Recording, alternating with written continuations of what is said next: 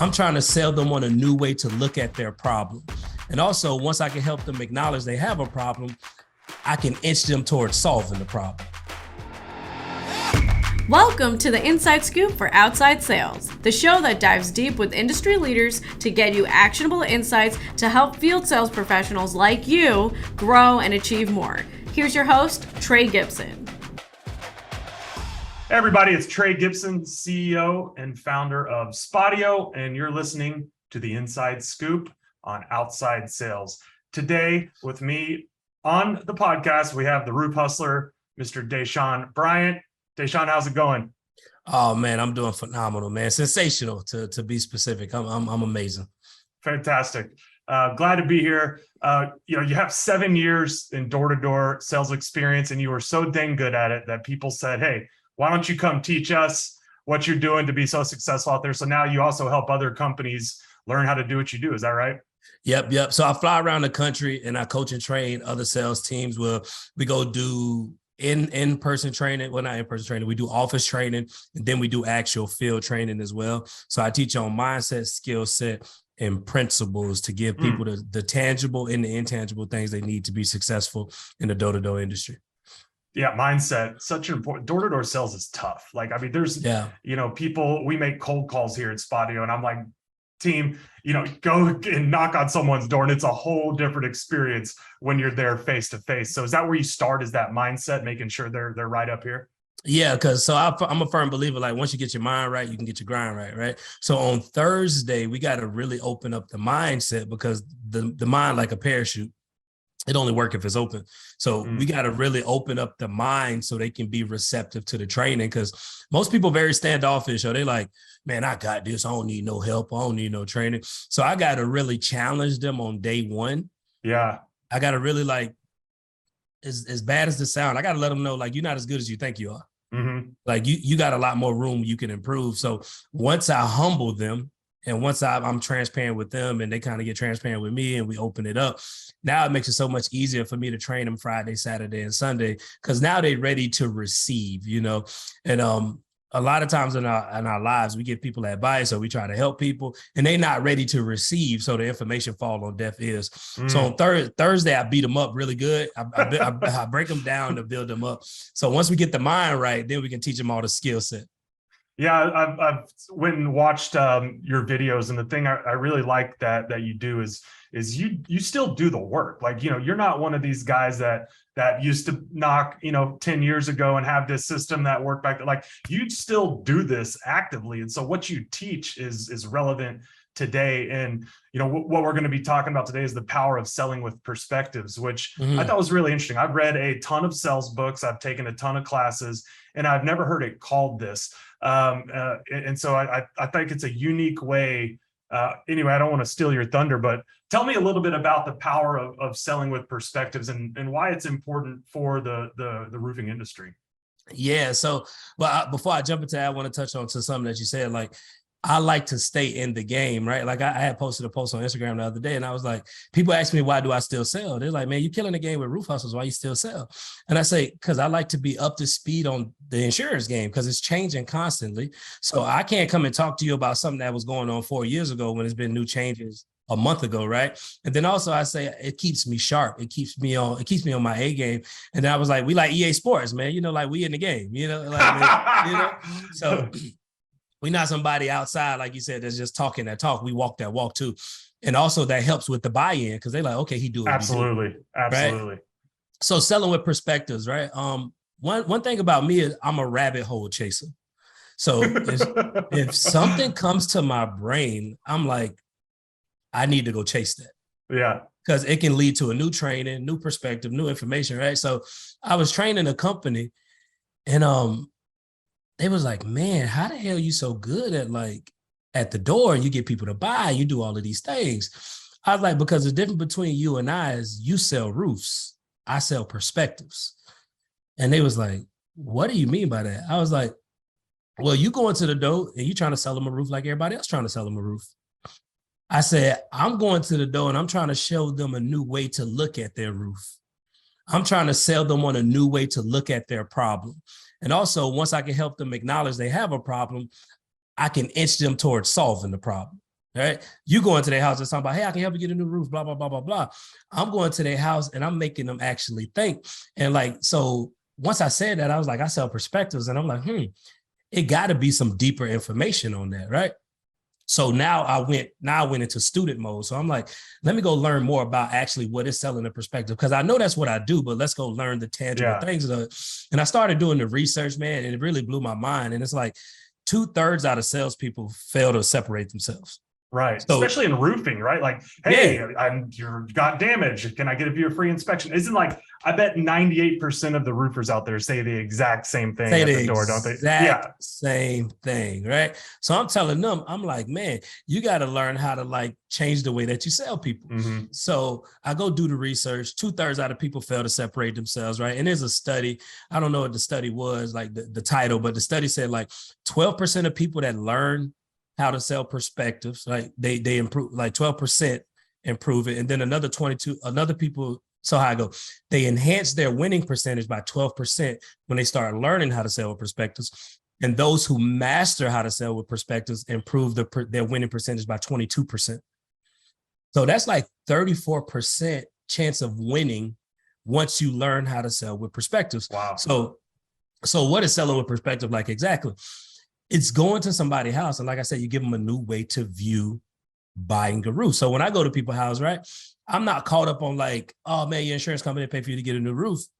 I get them to start looking at it different. So I got a couple of perspective sales that I use. One of them is like my car insurance perspective. So I go to somebody's house and I say, hey man, that's a beautiful Cadillac outside. And they're like, yeah, thank you. And I say, let me ask you a question. Like if you're in traffic and like somebody give you a fender bender, what you gonna do? And most people say, well, I'll call my insurance company. And I'm like, right? Because you want to take care of your property. They say, yeah. And I say, well, you see those missing shingles on your house? They say, yeah. I say, that's equivalent to a fender bender. So I say, let me ask you a question. Which one more valuable, your house or your car? Right, house. And then most people say, my house. Yeah. And I say, okay, so let's get the insurance company out here and have them take care of that fender bender on your property before it get worse. So I didn't sell them a roof. I didn't tell them I'm going to put on a GAF shingle. I'm going to put on peel and stick underlayment. I gave them a new perspective, which is like, sheesh, I would call if my car was hit. Why wouldn't I take care of my biggest investment, which is my property? So now they viewing it different, right? Because perspective drives performance. How you view what you do will always determine the level of effort and energy in which you do what you do. So how you view something gonna change how you treat it. So now they view their house as like, shoot, I would take care of my car before my biggest investment. Man, I'm living, I'm living life backwards, right? So now they looking at me like, okay, so what I need to do next? Yep. Okay, well, let me get up there and give you a free inspection and we'll take it from there, right? So that's one perspective that I use. Another one that I use is the save money perspective, right? I say, hey, they're like, nah, we good. We don't need nothing. I said, I completely understand. I say, you want to know something? I've been doing door-to-door sales for about 7 years now. And I've noticed most people save for college. Most people save for vacations. Most people save for like, family trips. Like they save for all of these things. I was like, you know what people don't save for? And most people say, what? I say a roof. All right. Yeah, right. And they say, huh? I say, you know what you do? They say, what? I say, you pay an insurance company for 20 years. I say, because if you was taking that premium that you was paying an insurance company and you was putting it in a saving account, when 15 years hit, you'll have money to buy a roof and we wouldn't be having to worry about this discussion because you'd already have that money put up. Yeah. I was like, but you've been paying an insurance company for 20 years and now you're afraid to use them. And I say, if you want to pay somebody and they do nothing for you, I can give you my bank account and you can just pay me and I won't do nothing for you, right? That gets a laugh every time, I guarantee. Every time. And we was in North Carolina training recently. And when I used the save perspective on her, the lady literally looked at me and was like, you right. I've been living here for 15 years. I haven't been saving for this roof at all. She was like, all right, you guys can get up there and look at it. Just let me know what's going on, right? Nice. So when you sell with perspectives, people don't pay you for product knowledge. People don't pay, people pay you for your insight. People pay you for novelty. People pay you because they want you to give them a new way of looking for something. People pay you for the stuff they can't Google. Right. Like that's what they pay for, the stuff that they can't go look up online. So I was like, wow, man, when you sell with perspectives, now you allow people to visualize the things that's taking place. And human beings, we are visual creatures, and people go to the door and they word people to death. Oh, for sure. Yeah. Words. We don't think in words. I've never dreamt a paragraph. You know what I mean? Like we dream visions, like we dream movies, like we dream little short films, you know what I mean? Like whatever that dream may be, you're a superhero, or, you know, maybe I done had dreams when my grandma died. Like we done all had all types of dreams, right? But you can visually see that stuff, but people sell with words. And I say the disconnect between why you're not selling is because you're trying to word them to death versus versus painting a picture that they could put themselves in so they can make a decision. You know, for someone that doesn't do roofing sales, but they want to take this concept and explore it with their vertical or their industry, like how can they think about that? How can they look at, here's what I'm doing now, or here's my product or service, and I want to start introducing perspectives to it. So Solar do an amazing job with it already, right? Mm-hmm. Sam Taggart, that's one of my homies. If you can get him on here, phenomenal guy. And he talks about how before electricity, everybody would still use the whale wax, right? So when they sell in solar, they say, by you still sticking with the same electricity, you like the people that still go and chase the whale wax versus buy it into, you know, Benjamin Franklin's new electricity. Yeah. So that right there is selling a perspective. Mm-hmm. That's not selling solar. That's giving them a new way to visualize the way they're buying their power, right? Yeah. So for every industry, what I like to encourage people to do, first and foremost, have fun. Mm-hmm. Be creative. Yeah. Like stop being rigid. Stop being like, I need to say A, B, C, D, E, F, G, right? So I used to make music, right? And I used to rap back in the days. I stopped rapping when I was like 25. So when I got into sales, I was really good at creating similes and metaphors. Mm. So that's what I tell people to do. Get good at creating a simile or a metaphor. Like, how can you turn alarms into a metaphor to where somebody can view it different, so they can start looking at it different versus just saying, oh man, alarms this, alarms that. But you like create a picture of like, hey, man, it was just a homeowner down the road, right? Somebody broke into their house or blah, blah, blah. They weren't protected. They lost all of their stuff. Imagine if you can be at the grocery store and you get an alert and somebody says somebody's at your property, and you can look at your phone and you can see them. Wouldn't that give you a peace of mind? Yeah, we just got an alarm. We moved houses, got a new alarm, and yeah, that's like I never bought it for like the core. What am I trying to say? We bought it for the core alarm function. Like, hey, we can turn it on when we leave. But like what you just said around knowing when someone's out, I use the damn doorbell thing in the back camera in my backyard more. Imagine if you could know when someone is at your front, back, side gate, who they are and what they're trying to do. I was like, dang, sign me up for that. Sign me up, right? Yeah. Because that's a new perspective of looking at safety. Yeah. Like, I can protect my family and I don't even got to be home. I can hit the alarm button and the police will come and I'm not even home. Oh yeah, I need that. Yeah. Right? So I think selling with perspectives, man, is such a game changer. And a lot of people just they don't chase their rabbit holes, man. So I'm always trying to find unfair advantages to surpass my industry. And once I like really thought about it, I'm like, wow, I just sell perspectives. I don't really sell roofs. And once you learn how to master selling perspectives, man, you'll outsell your competition at a high level. One of the things that I noticed about what you just said is it's kind of that door approach. And this is pretty tactical, but I think it's important, is you're not selling the product. And I saw on one of your other videos, you even brought this up about people start selling I knock your door and I'm going to start talking about the shingles I'm going to put on. Like, we're setting an appointment, right? I'm trying to get to that next step. And so it sounds like you see that problem with other roofing companies that you coach, is they're rattling through the product and how we're going to do this install and all that crap. We don't even know if they have damage yet, right? Yeah, man. A lot of people, I call them monologuers. And they say, what? I'm like, you just go to the door and you monologue. You say everything that you're supposed to say and you hope somebody say yes. I teach people conversation creates buy-in, presentation creates blockage, right? So when you present to somebody, they guard up. When you're talking to somebody, they let you into their world. So I teach salespeople, I'm like, you got to learn how to have conversations versus going to somebody's house and trying to present to them, trying to sell them something. Yeah, we selling them something, but let's get to know them. Let's have a conversation, because then they could buy in. And once they bought in, they could like you. And then they might not even care about your product or nothing you're selling. They just like, I like you. Let's do business. So yeah, I teach people, man, stop. Nobody care if you put on a GAF shingle, Orange Corner shingle. Right. You got a small percentage of people that's brand loyal, but most people just want novelty in the sales approach. And that's your responsibility as a salesperson, to give a new way to view what you do so they could buy in a way that they want to buy. Yeah, that's good.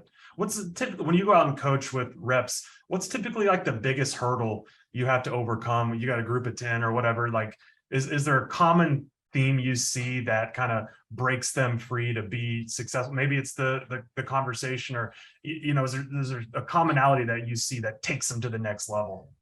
Believe it or not, I know you're going to be surprised by this answer. The biggest hurdle that I deal with when I go deal with sales teams is immaturity. Oh, really? Yeah, most of them very immature. Yeah. So what do I mean by mature, right? It's 3 keys to maturity. It's being submissive, right? Being submissive, not compliant, but doing something with enthusiasm, doing something with enthusiasm and excitement. Enthusiasm and excitement. Like, that's like if you're telling, you know, one of your employees, go clean out the bathroom. And they're like, whatever. And they just go do it so you can leave them alone. Yeah. They don't get the blessings and the lessons in it. They just being compliant. They doing it so you can just get off their back, right? So I go train some companies that don't knock doors. So I come that weekend and I got to get them into the habit of knocking doors. Oh, wow. So first thing first, they got to be submissive, right? They got to knock doors with enthusiasm and excitement so they can really grow. Not just saying, I'm doing this so the manager leave me alone, right? Yeah. So submissive. Second one is obedience, right? Which is you following somebody else's lead, but like the same thing, you do it and you're excited to do it. The energy and attitude. Yeah. Yeah. Right. And one man's obedience is tied to so many other men's destinies. Right. So you have to be obedient to the leadership. So like, you got to be obedient to going out there 6 days a week, 4 hours a day. Even if you're not seeing the results that you want, just be obedient. Because I promise the results going to come if you just stay obedient, right? Right. So you got to be submissive. You got to be obedient. And then the last one is acquiesce. What is acquiesce? To reluctantly do something without protest, which means you don't want to do it. It really don't align with your way of thinking. You would do it completely different, but you still do it. Yeah. Right. You still do it.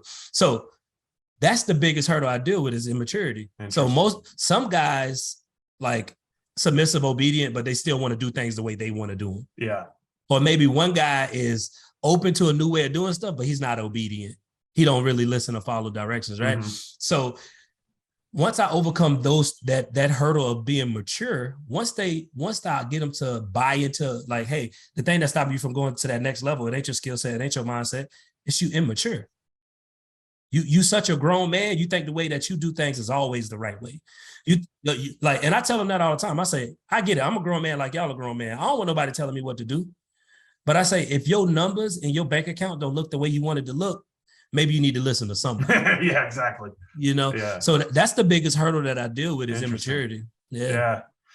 One of the questions we get asked all the time at SPOTIO is, you know, how do I hold my team accountable to knocking doors? Like, should they do a certain amount of doors a day? Should I, you know, there's all these kind of theories on, I have a team of, let's just take that example where you go in and it's they've never knocked doors before, you know, boy, what should that leader tell the team and how should they hold them accountable to ensure success? Because like you said, it might take 5-6 days, you know, some repeatability to start seeing some things happen. Well, sometimes the gap in the game, right? The gap with some of these teams is the leader is telling somebody to do something that he doesn't do. Hey man, go knock doors. And they're like, okay. And then they out there and they're like, well, what do we do? Like, how do you do this? Right. So it's like, it's your job as a leader. The best way to hold them accountable, right? Until they get to that level of autonomy is you got to go out there with them and show us how it's done, right? Because when you go out there and show them how it's done, first of all, now they believe, oh, it's doable. Like, okay, he getting the results, I can get the results, right? Yeah. So, and then another gap is like this industry, everybody say they 1099s, 1099. And people hear 1099 and they say, oh, that means they really not employees. They can kind of do what they want to do. Yeah. I'm like, that's not what a 1099 means, bro. I say a 1099 just mean they get all their money. That just mean they don't get taxed. They don't get taxed. The only difference. I say at the end of the day, they're an employee. So the best way to hold your people accountable outside of knocking with them and making sure they're out there is giving them a schedule and making them stick to it. Don't let somebody be their own boss. Don't tell somebody they can create their own schedule. You tell them, I want you out there at this time until this time, these days and this time. Like my first year, they told me I had to knock 6 days a week, 4 hours a day. And I was like, okay. So I knocked, like, I didn't know no better. I didn't know nothing different. So I knocked 6 days a week, 4 hours a day. And I remember one time I was in the neighborhood and my boss called me. He's like, where you at? And I'm like, I'm at the gas station. He's like, well, I'm in the neighborhood you at. And I'm like, oh, and I ran back to the neighborhood. Yeah. And ever since that day, I never left the field. Cause I'm like, if he pop up on me, I want to make sure I look like I'm working. Right. Yeah. And then an app like SPOTIO is phenomenal. Why? Because we all link to the same app. Right. So I can see if you out there actively knocking. And I know how long you've been out there because I see when you hit that first door and you said whether they're home or not home. And I saw when you hit that last door and you said whether they was home or not home. So I get to see the time frame you was out there. I get to see how many doors you know. I get to see how many people you talk to. I get to see all of those stats. So I can hold you accountable that way as well. And they didn't pay me to say that. I just love SPOTIO. So I just want y'all to know it is a really good way to hold your people accountable because when we come in on Friday, I could say, nah, bro, I looked at SPOTIO, bro. You only knocked 10 doors. Right. So what was you doing? Didn't set any appointments. Yeah, exactly. What was you doing? So that I think those are two ways. Get out there and show them how it's done and get some type of app or something that can hold them accountable and track them and give them a set schedule and make them commit to it. Yeah, for sure. A couple tactical things I wanted to ask, just because we get at people ask us these questions. They ask our customer success managers like door knocking questions, and I was curious. Like, let's say you knock a door and you give them your pitch. Like, how many times do you try to overcome objections? Is there like, hey, I'm gonna try to overcome this 2 or 3 times and then move on, or do you just kind of have a conversation and see what happens? So I got 11 door-to-door roof commandments that I live and breathe and die by, right? Because like I said, I hustle with principles, not feelings. And nice. I got 2 principles for them, right? That'll help them. First principle is 5 no's before we leave the door. And the second one is if the door open, we keep talking. If somebody don't want to talk to you, they'll close the door. They'll close the door, right? Yeah. Right. But if they keep the door open, they like you. You just haven't said anything novel for them to say yes to yet. Yeah, so if that door open, they still like you, and 5 no's before we leave the door. But the way you get through 5 no's, you need to have an objection manual. You need to practice. You need to study. You need to put in the repetition to be able to stand in the paint. That's what I call it, standing in the paint. You got to know how to stand in the paint when people give you heavy objections. So you role play then. So that's part of your deal is like they need to know those objections, what they're going to say. So yeah. Nice. Yeah, man. All the greats practice. Right. The sales industry is one of the industries I found where most people don't put in the time to prepare to be successful. They just want to be successful. Exactly. That's the same thing we preach here. Steph Curry takes 2,000 shots or 1,000 shots a day. And he's, no wonder he's the best shooter in history, right? Like that's how it goes. And we'll drill it down a little bit. He makes 73s in practice. That's his goal. He want to make 73s in practice. And then in the game, when he make 8 or 9, it's chump change because he just makes, right. Yeah. He makes 70 in practice. So yeah, most sales guys don't practice or prepare the way they should. Well, we've gone through a lot today. I could still go and keep going, but I wanted to let you tell the listeners where they can find you because you have a lot to bring to the table. And I know there's going to be people that want to follow up. So how can people get a hold of you? Yeah. So like one of my marketing homies tell me, it's always the best way to be successful is just be easy to find. Right. So Roof Hustlers everywhere. Like you just look up Roof Hustlers, you're gonna see me everywhere. On Instagram is Roof Hustlers, TikTok is Roof Hustlers, Facebook is Dashaun Bryant. But even if you look up Roof Hustlers, I'll pop up. And so YouTube is the free training. That's where we teach skill set, mindset, all that stuff, principles. Instagram is strictly mindset. So it's strictly just the 1 minute clips that just like get you going before you get in the field. And Facebook is just my everyday life. I just be talking junk on Facebook. Yeah, I ain't too coaching and stuff like that on Facebook. I just do me. Anything that you wanted to cover today that we didn't get a chance to? Anything we forgot? Only thing I would tell people is finish the year strong, man. Like this is the time of year where most people start to idle. And don't idle. Like even if you in a market that gets frozen over, study, go to conferences, read the books, attend the seminars. Like continue to keep your sword sharp. That way, when season open back up, you already in mid-season form. I was watching ESPN yesterday, and they're talking about the Dolphins. I'm a big Dolphins fan, and they said Tyreek Hill looked like he in mid-season form in preseason. Nice. That's what they said. He looked like he in mid-season form. Why? Because in the down season, he didn't just idle. Right. He kept putting in work. He kept studying. He flew straight to Miami, got with Tua, got on the same page, started running routes, doing all those things. And salespeople, they get these big checks, and during the down season, they do nothing. So don't let this third quarter, fourth quarter be your demise, right? Don't let this kill your momentum. Keep studying, keep training, keep putting in the work. That way, when season get here, you already in mid-season form and you're killing the game right out the blocks. Nice. Stay strong. It's good stuff. Amen. Dashaun, great talking with you. Thanks so much for joining us today. We'll talk to you later. My pleasure, man. Y'all be blessed, baby. You've just listened to the Inside Scoop on Outside Sales Podcast with your host, Trey Gibson. Please feel free to leave us a review and subscribe to our channel so you can catch our next episode. Thank you for listening.